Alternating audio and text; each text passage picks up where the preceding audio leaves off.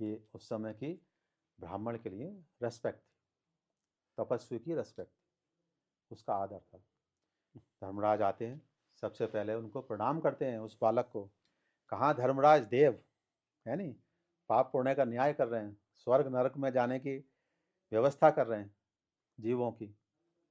और कहाँ उस बालक को, क्योंकि कौन है वो, ब्राह्मण, उसके अंदर ब्रह्म तेज है, ऋषि पुत्र है, तो तप उसका धन है, तप, तपस्या उसका धन है। प्रणाम करते हैं आदर से, सारे उपचार जो किए जाते हैं अतिथि के लिए, उसके पैर धो रहे हैं, है ना, उसको जल दे रहे हैं आचमन के लिए, उसको फूल माला पहना रहे हैं, पुष्प रख रहे हैं, फिर दंडवत किए उस छोटे बालक को धर्मराज। किस वजह से, क्योंकि वो ब्रह्म तेज है, ब्राह्मण है। ब्रह्म तेज कब आएगा, जब वो केवल धर्म के लिए ही अपना जीवन अर्पण कर रहे हैं, कि परमात्मा ने जो धर्म बनाया उसी का ज्ञान प्राप्त कर रहे हैं और उसी को वो समाज में बांट रहे हैं। समझ गए, इसलिए वो महत्वपूर्ण है। भगवान के लिए श्लोक भी आता है ना, नमो ब्राह्मण देवाय गो ब्राह्मण हिताय च, कृष्णाय गोविंदाय नमो नमः। कि भगवान अवतार लेते क्या, ब्राह्मण के हित के लिए, गो ब्राह्मण हिताय च, गाय के लिए भी, धर्म के लिए भी, सज्जनों की रक्षा के लिए भी, है ना, और दुष्टों का संहार के लिए भगवान अवतार लेते। तो अब क्या है कि वर्ण के अनुसार कोई कार्य नहीं कर रहा, है ना। ब्राह्मण व्यापार भी कर रहे हैं, ब्राह्मण नौकरी भी कर रहे हैं, क्षत्रिय भी व्यापार कर रहे हैं, सब क्षत्रिय सेना में नहीं जा रहे हैं, है ना। ऐसी वैश्य भी कोई और कार्य कर रहे हैं। तो अब क्या हुआ, सब अलग अलग कार्य कर रहे हैं, इसलिए सब में क्षमता कम हो। तो एक नैसर्गिक क्षमता होती है, नैसर्गिक जो भगवान ने दी है वो कम। जैसे ब्राह्मण व्यापार अच्छा नहीं कर सकता, वैश्य अच्छा व्यापार कर सकता, ऐसे क्षत्रिय समाज की रक्षा कर सकता है, वो युद्ध कर सकता है, दूसरा वर्ण नहीं कर सकता, है ना। तो दंडवत प्रणाम करके फिर उससे पूछते हैं कि हे बालक, हे ऋषिपुत्र, मेरे लिए क्या आज्ञा है, आप यहाँ आए। और ये जो मुझसे अपराध हुआ है कि 3 दिन आप मेरे द्वार पर भूखे प्यासे रहे हैं। वैसे तो हमारे शास्त्रों में लिखा है अतिथि, कि जिसका हमें ज्ञान ना हो, अचानक आ जाए, उसको अतिथि कहते हैं, है नहीं। जो बता के आ रहा है वो क्या कहलाएगा, गेस्ट, है ना, ये वो आ गया। अतिथि माने अतिथि, जिसका हमें ज्ञान नहीं, अचानक आ गए वो, तो उसका सम्मान करना। वो भूखा प्यासा रहेगा तो अपराध है गृहस्थी के लिए, है नहीं। उसको भोजन इत्यादि सुविधा उपलब्ध कराना वो अतिथि का, क्योंकि आवश्यक है उसके लिए। तो उन्होंने कहा, यम धर्मराज जी ने, कि ये मुझसे अपराध है हमारे लिए कि 3 दिन आप मेरे द्वार पर भूखे प्यासे रहे और वो भी ब्राह्मण यानी ऋषि पुत्र। तो मैं प्रसन्न होकर आपको 3 वर प्रदान करता हूँ, आप कोई भी 3 वर मुझसे मांग लीजिए, ताकि मुझसे जो ये अपराध हुआ है उसका प्रायश्चित हो जाए। तो है नहीं, समझ गए। तो वो 3 वर में नचिकेता को अंदर ले जाते हैं और 3 वर मांगने के लिए कहते हैं। तो नचिकेता ने प्रथम वर मांगा कि पिता मुझसे क्रोधित रहे। मैंने उनको उपदेश दे दिया तो पिता क्रोधित हो गए मुझसे, तो मैं जब वापस जाऊं तो वो मुझसे प्रसन्नता से मिले और जो पिछली घटना हुई है वो सब भूल जाएं और मुझे आदर पूर्वक प्रेम पूर्वक अपने साथ सम्मिलित करें। धर्मराज ने कहा ठीक है, ऐसा ही होगा। बोले अब दूसरा वर मांगो। तो नचिकेता कहता है कि जैसा मैंने जाना है कि एक तो ये मृत्यु लोक, और ज़्यादातर लोग स्वर्ग लोक की कल्पना करते हैं, कहते हैं ना स्वर्गवासी हो गए। जब किसी का देहांत होता है कहते हैं स्वर्गवासी, स्वर्गीय। तो स्वर्ग लोक में यहाँ से ज़्यादा सुख सुविधा वैभव आनंद ये सब जितने कष्ट मृत्यु लोक में है वो वहाँ नहीं। तो बोले स्वर्ग जाने का या स्वर्ग प्राप्त करने का जो साधन हमारे शास्त्रों में बताया गया है वो बताया गया है यज्ञ। और उस यज्ञ कैसे हो, तो उस विद्या का नाम दिया गया अग्नि विद्या, क्योंकि यज्ञ अग्नि के माध्यम से हो रहा है।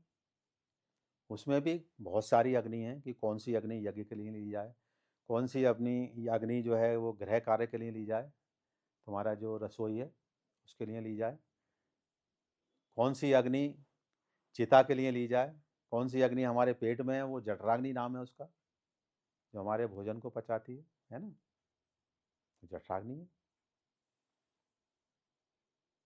तो बोले ये सारी अग्नियाँ कौन कौन सी हैं और कैसे एक मनुष्य यज्ञ करके स्वर्ग को प्राप्त हो, यानी कि वो जो यहाँ पर दुख उठा रहा है वो सुख को प्राप्त हो, तो यज्ञ उसका माध्यम है जिसमें हम अनेकों देवताओं की आहुति देते हैं, वेदों की ऋचाओं से आहुति, या जो देवता हैं उनके मंत्रों से उनकी आहुति देते हैं, तो वो उन तक पहुँचती है और हम स्वर्ग की प्राप्ति करते हैं।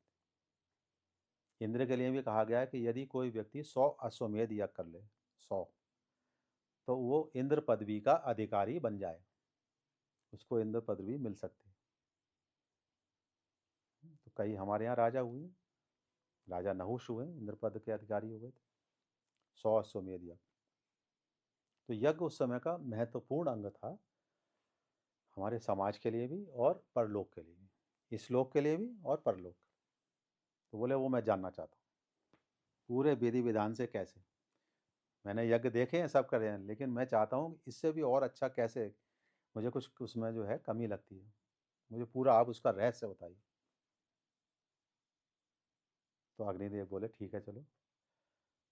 तो उन्होंने उसको पूरी अग्नि विद्या का रहस्य, कैसे यज्ञ है नहीं, कैसे कुंड बनेगा, कौन कौन से इसकी सामग्री आएगी, क्या घड़ी मुहूर्त होना चाहिए, है नहीं, हर देवता का घड़ी मुहूर्त अलग है, काल अलग है, कैसे उसकी अग्नि लाई जाएगी जिससे वो जले, है ना, यज्ञ हो, ये सब उन्होंने विद्या बताई।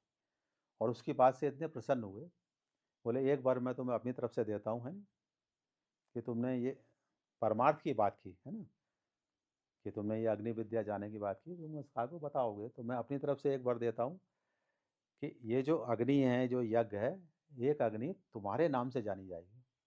तो नाचिकेत अग्नि को बताया कि ये अग्नि तुम्हारे नाम से भी जानी जाएगी, ये उसने अपनी तरफ से बोल दिया, है ना। जैसे बड़े बड़े महापुरुष के नाम पर रख देते हैं ना, किसी प्रतिष्ठान का नाम, किसी मार्ग का नाम, किसी रोड का नाम, ऐसे ही एक यज्ञ की अग्नि का नाम उन्होंने क्या रख दिया, नाचिकेत अग्नि, नचिकेता के नाम।